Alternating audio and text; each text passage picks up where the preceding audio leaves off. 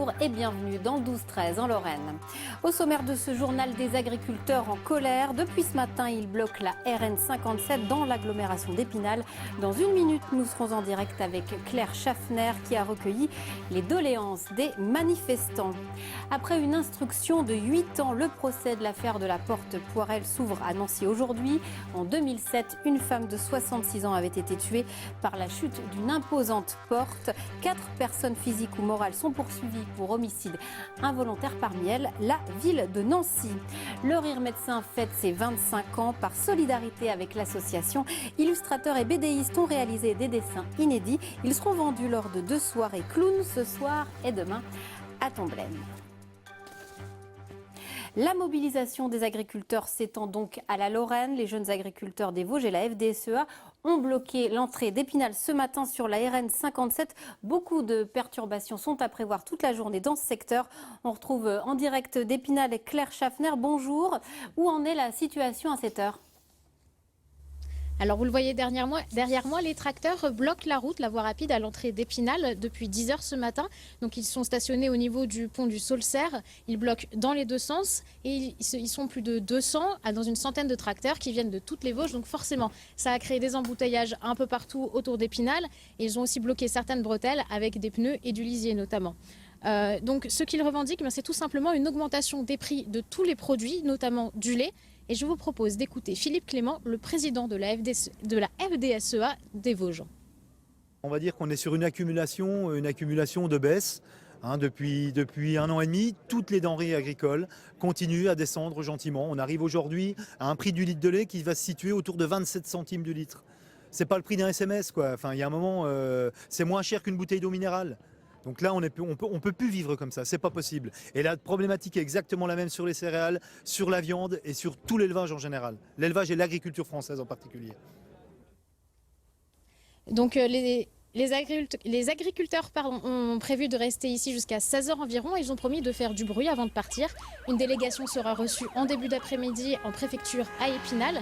C'est la 2e action de la semaine dans le département. Et des actions comme celle-ci ont lieu partout en France depuis le début de la semaine. Merci Claire, et reportage complet à suivre dans le 19-20. C'était il y a 8 ans, une imposante porte des Galeries Poirel à Nancy tuait une femme de 66 ans en se décrochant subitement après une très longue instruction. Le procès de cette affaire s'ouvre aujourd'hui. 4 personnes physiques ou morales sont poursuivies pour homicide involontaire, parmi elles la ville de Nancy. Rappel des faits avec Anne-Laure Chéry. Cela fait 8 ans que les proches de Raymond Furlan et leur avocat attendent ce procès en correctionnel. Une procédure très longue. Un soir de décembre 2007, cette femme de 66 ans sort d'une exposition dans la galerie de la salle Poirel. Quand son mari pousse l'énorme porte de verre et de bois de 350 kg, elle se décroche et tombe. Il sera légèrement blessé, elle succombera 1 heure plus tard des suites de l'écrasement. 4 personnes physiques et morales comparaissent pour homicide involontaire. Une société de menuiserie et son gérant, c'est l'entreprise qui a fabriqué et installé la porte pendant le chantier de rénovation de la salle Poirel. L'instruction a pointé le doigt sur des malfaçons dans la fabrication des gonds et le montage. La porte aurait été de 52 kg trop lourde pour le système de fixation. L'architecte qui a conduit les travaux ainsi que l'entreprise de BTP qui supervisait le chantier sont eux aussi appelés devant la justice. Dernier accusé, la ville de Nancy. Il est reproché l'inaction des services de la commune alors qu'un premier incident s'était déjà produit et qu'un employé des services techniques avait alerté de problèmes de sécurité urgents. Justice toujours avec le verdict pour David Djemal, poursuivi pour le viol d'une jeune étudiante à proximité de la cathédrale de Nancy en janvier 2014. Le trentenaire connu des services de police avait été confondu par son ADN. Il écope de 10 ans de réclusion criminelle. C'est aujourd'hui que l'on connaîtra le nom du président du Conseil économique, social et environnemental de la Grande Région. L'élection a lieu ce matin. L'Assemblée s'est réunie dans l'ancien Conseil régional de Metz. 3 candidats sont en lice, 3 ex-présidents de Césaire, l'Alsacien Joseph Ziorgnotti, le Champenois Patrick Tassin et le Lorrain Roger Kezel. Direction Hayange à présent, où le comité d'établissement extraordinaire de Tata Steel a décidé hier de déposer un droit d'alerte. Les réponses du PDG de Greybull Capital, candidat à la reprise de l'activité produits longs du groupe sidérurgique indien, n'ont pas convaincu les représentants syndicaux. Les détails avec Emmanuel Boire. Quelles sont les intentions exactes de Marc Meyoas et de son fonds d'investissement Greybull Capital? Concernant l'usine à rail d'Hayange, une seule certitude, l'opération de charme du PDG a du plomb dans l'aile depuis que le comité d'établissement de l'usine a demandé un droit d'alerte.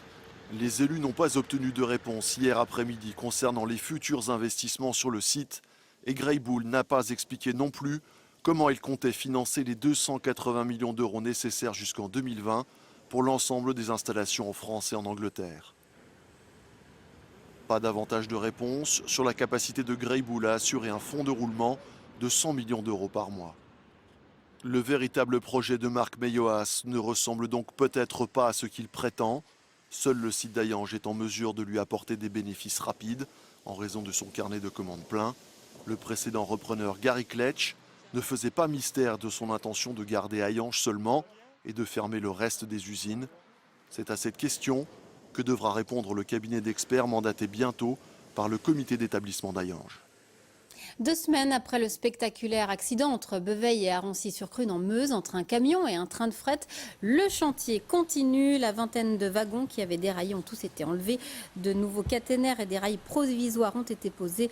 Les rails définitifs seront mis en place lundi. Le plus délicat reste la réinstallation du poste de signalisation qui avait été totalement réduit.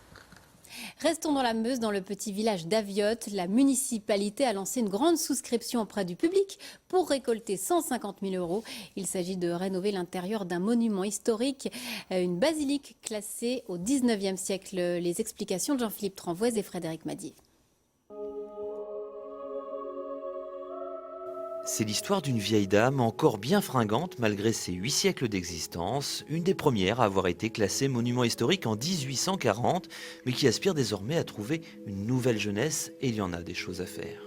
Les travaux dans ce projet vont se porter dans la nef et notamment sur 2 travées de la nef, puisque déjà des premiers travaux avaient été refaits dans le chœur. On voit bien la différence d'ailleurs aujourd'hui. Et là, il y a vraiment des travaux sur la structure, sur la pierre, puisque la toiture a été refaite et imperméabilisé et il faut reprendre l'ensemble des enduits puisqu'il y avait des enduits qui avaient été refaits complètement au 19e. De gros travaux donc qui vont nécessiter des entreprises spécifiques agréées par les monuments historiques, une logistique particulière aussi et tout ça a un coût. C'est un projet d'1 million d'euros et évidemment ça coûte très cher pour nous parce que la commune n'a aucun revenu, 136 habitants, vous imaginez à peu près, et aucun autre revenu que le peu d'impôts qu'on prélève. Alors Madame le maire a ratissé large pour boucler son budget. On sollicite le département, la région, la DRAC, les associations comme les Amis d'Aviotte. Après un tel tour de table, il manque encore des fonds, alors la municipalité s'est tournée vers la Fondation du patrimoine pour lancer une souscription. C'est une souscription donc, qui est ouverte bien sûr à tout le monde, à la fois aux Français et aux Belges, puisque les Belges vont être impactés aussi par cet édifice, qui leur est cher, en particulier dans leur histoire. Et une souscription qui ouvre droit à une réduction d'impôt, avis donc aux amoureux du patrimoine. Il faut au moins 150 000 euros pour lancer les travaux, voire plus pour que la basilique continue à rayonner fièrement sur la frontière franco-belge. À suivre dans la deuxième partie de ce journal, un entretien avec Claude Lelouch au Festival Fantastique de Gérardmer et puis des gloutons au Parc Sainte-Croix. Mais attention, ceux-ci sont carnivores. Mais tout d'abord, nous allons parler de l'association Le Rire Médecin qui fête cette année ses 25 ans. Pour l'occasion, 2 soirées cabaret clown sont programmées ce soir et demain au Théâtre de la Source à Tomblaine. Valérie Antoine, bonjour. Bonjour. Vous êtes coordinatrice de cette association à Nancy. Le Rire Médecin, pour ceux qui ne connaissent pas, c'est une association qui contribue à quoi ? Alors, qui contribue au bien-être des enfants hospitalisés. Dans toute la France, dans 14 services de pédiatrie. C'est le cas par exemple à Nancy, au CHU. À l'hôpital d'enfants à Brabois, voilà, où ils interviennent depuis de nombreuses années. Ils sont 9 clowns à intervenir toute l'année. Voilà. Des clowns professionnels, on le précise, qui sont vraiment formés spécifiquement pour ce genre d'exercice. Voilà, ce sont des artistes, des comédiens, des intermittents du spectacle qui sont formés spécialement pour intervenir auprès des enfants. Alors l'association qui a des soutiens, notamment celui d'artistes locaux, c'est votre cas, Rémi Malingré, illustrateur nancéen que l'on ne présente plus. Vous avez réalisé un dessin qui sera vendu à la Criée ce week-end à Tomblaine. Qu'est-ce qui vous a poussé à vous engager pour cette cause ? L'histoire, c'est que j'ai un enfant qui a été atteint d'une leucémie et puis qui va bien maintenant. Et donc, il y a une quinzaine d'années, on est passé par les services où Valérie travaillait.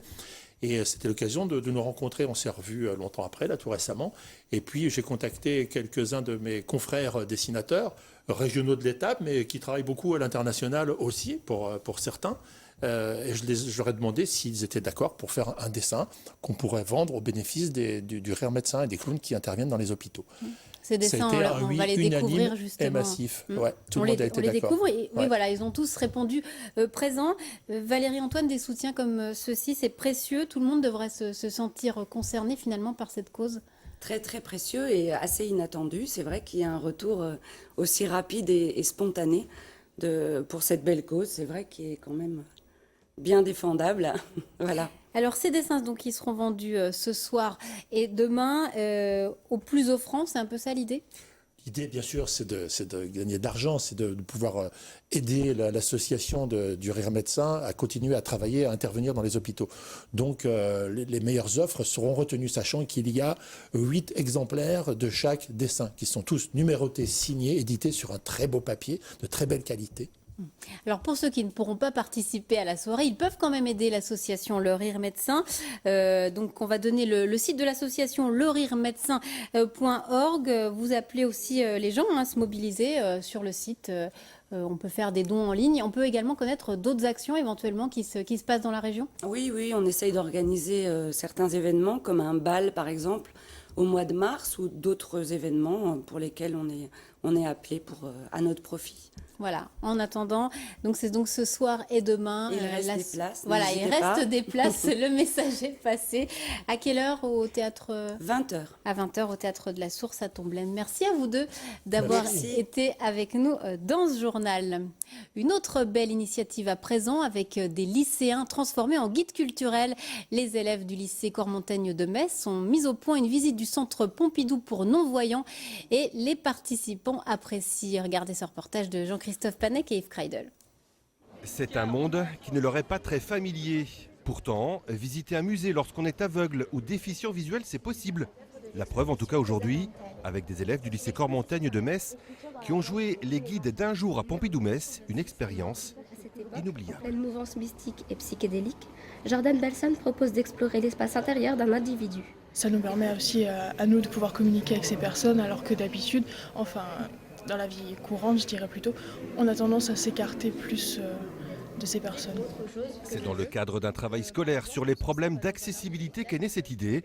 Pas d'impro, mais un max de boulot sur les œuvres. On a aussi beaucoup fait de répétitions, on a essayé de se bander les yeux pour voir si la façon dont on le décrivait était compréhensible. Et après plusieurs essais comme ça, on a eu la version finale qu'on est en train de présenter aujourd'hui. Et pour les participants, il n'y a pas photo, ce type de visite, c'est le top. Les audioguides, c'est plus abstrait que les lycéens. Les lycéens, c'est quand même beaucoup mieux, quoi. Ils se sont beaucoup appliqués pour nous donner une idée de ce que l'œuvre elle représente. Et après l'image, ce sera la musique. Dans 2 semaines, une nouvelle rencontre lycéen non-voyant est prévue cette fois à l'Arsenal, autour d'un concert de jazz. Au 2e jour du 23e Festival Fantastique de Gérardmer, le jury est à pied d'œuvre pour visionner les longs et courts métrages en compétition. Vous le savez, le président est cette année le réalisateur Claude Lelouch, l'homme aux 45 films, s'est confié à Franck Gaillet. Le fantastique, c'est ce qui nous dépasse. C'est ce qui nous dépasse, c'est la part d'irrationnel qu'il peut y avoir dans une histoire. Voilà. Mais c'est vrai qu'on a besoin, à un moment donné, quand même, que l'histoire tienne la route, parce qu'on peut raconter n'importe quoi.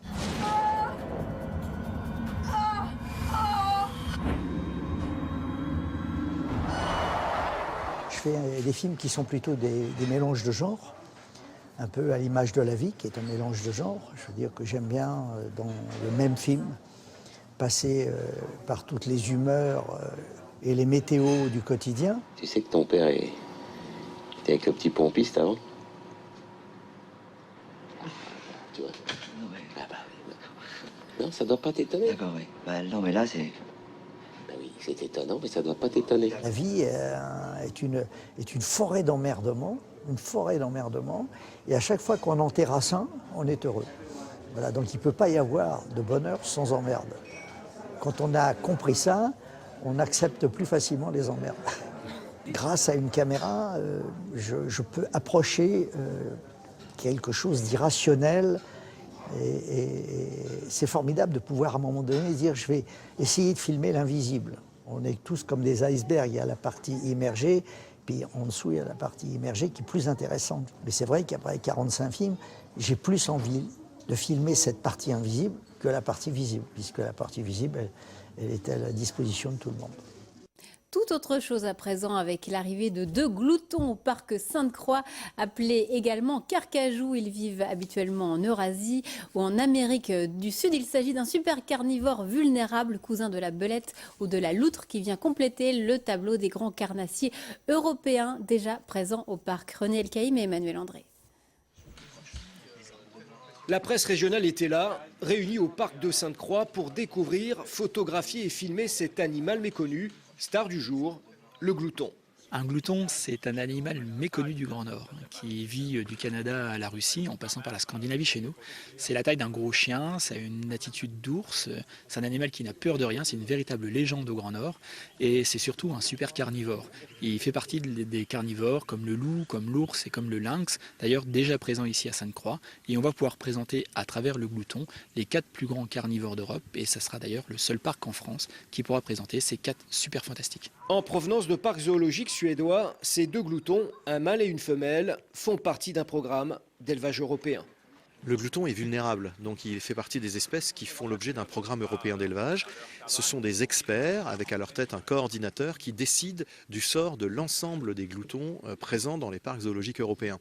Ils font ainsi des programmes de reproduction, d'élevage, un suivi de qualité. Et les animaux ne vous appartiennent pas en fait. Vous êtes soumis aux décisions scientifiques qui sont de grande qualité et qui permettent d'assurer la survie de l'espèce. Donc ça, c'était aussi quelque chose qui nous intéresse beaucoup. Les amoureux de la nature, et même les autres, n'auront pas à patienter longtemps pour découvrir le glouton. En effet, et pour la première fois depuis sa création, le parc animalier de Sainte-Croix ouvrira ses portes cet hiver. Ce sera du 6 au 21 février, tous les après-midi. Et l'information continue sur France3.fr. Tout de suite, votre météo suivie de votre édition nationale.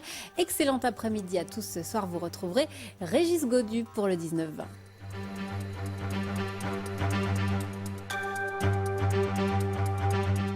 Retrouvez toute votre actualité régionale sur l'application France 3 Régions.